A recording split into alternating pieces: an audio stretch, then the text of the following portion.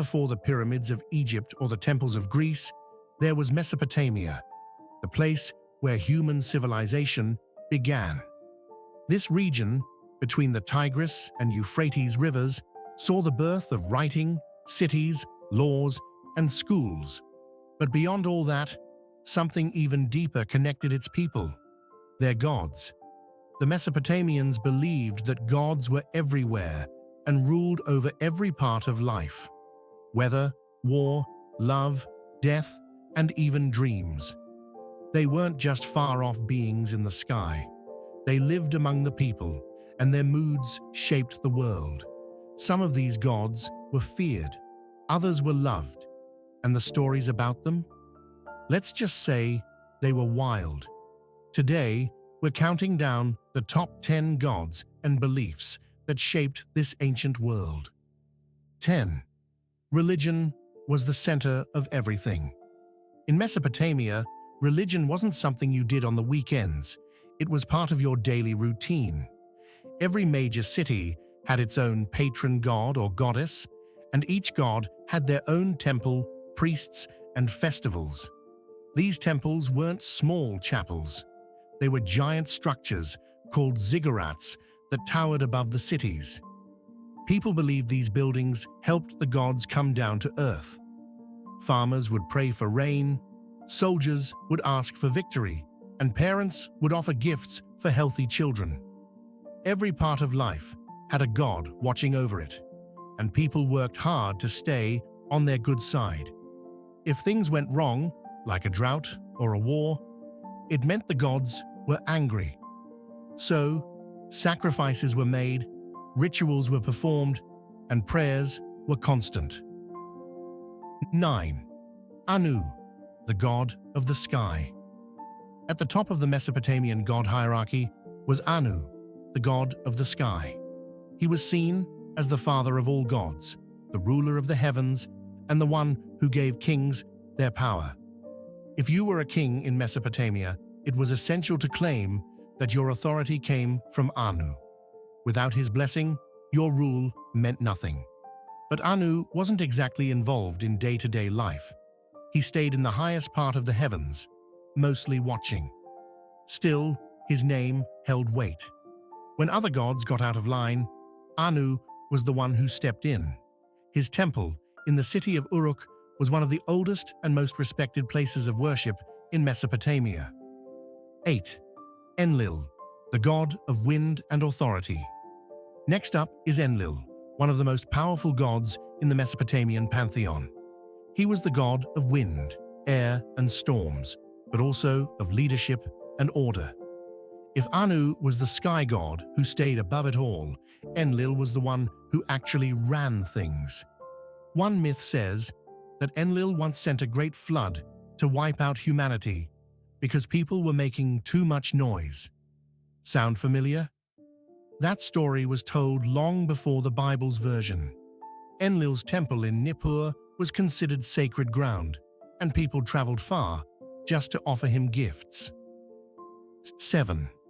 Enki, the god of wisdom and water. Enki was different from the other gods. He wasn't all about power or fear. He was the god of water, creation, magic, and wisdom, and he was known for being clever, helpful, and kind. Sound familiar again? That story later became the basis for the tale of Noah's Ark. Enki also helped invent writing, agriculture, and even medicine. He's one of the few gods people actually like to talk about. 6.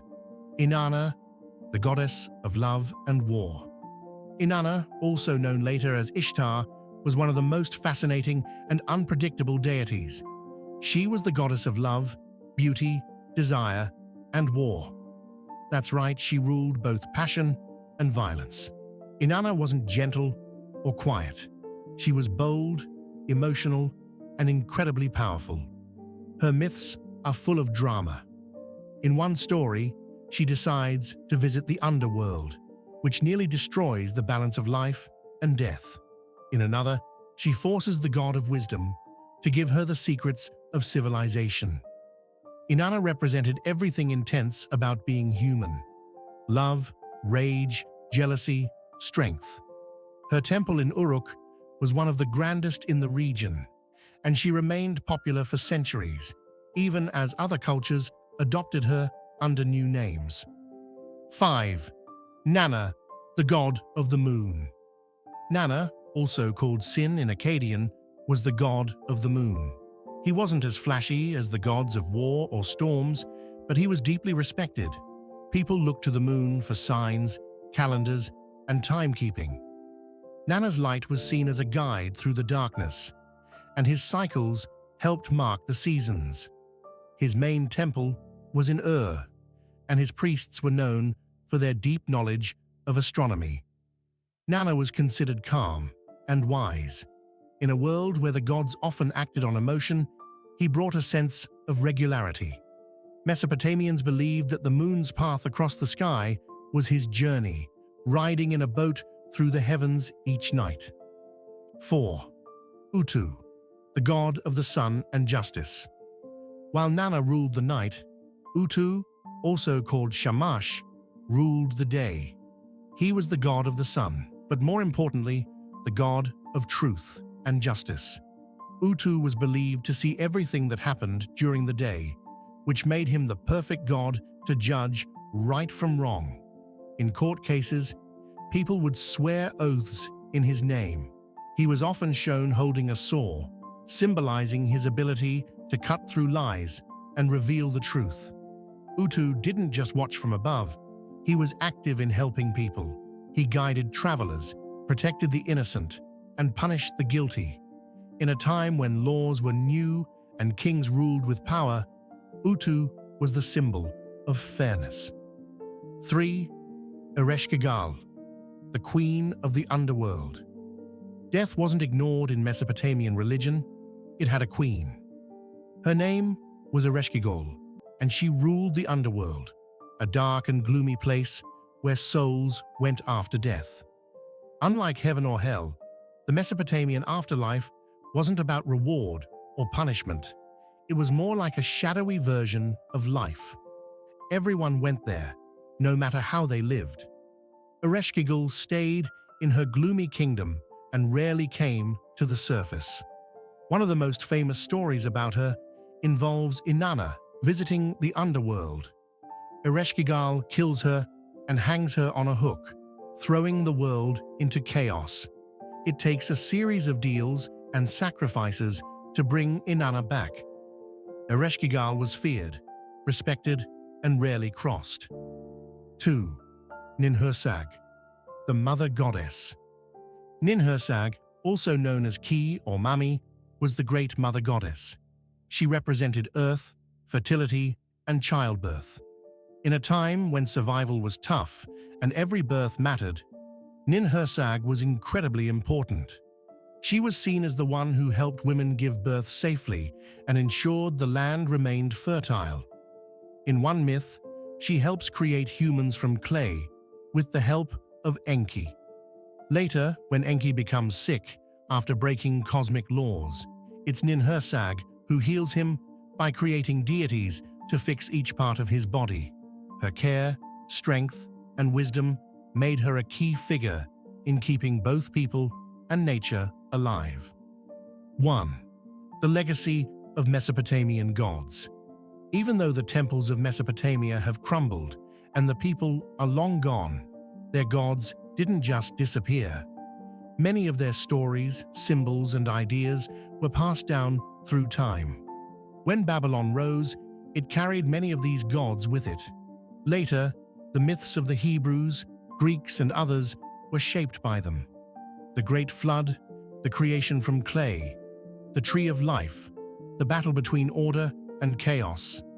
These weren't just Mesopotamian ideas, they became part of world culture. The gods of Mesopotamia may no longer be worshipped, but their impact is still felt in books, films, and the way we think about the forces that shape our world. So, what do the gods of Mesopotamia teach us? They show us that even the oldest civilizations ask the same questions we still do about life, death, power, love, and justice. These gods weren't perfect, and that made them relatable. They reflected the world people lived in, unpredictable, challenging, and full of mystery. If you found this journey through ancient belief systems interesting, go ahead and hit that like button. Share it with someone who loves history, and subscribe for more stories that bring the past to life. Thanks for watching, and I'll see you in the next one.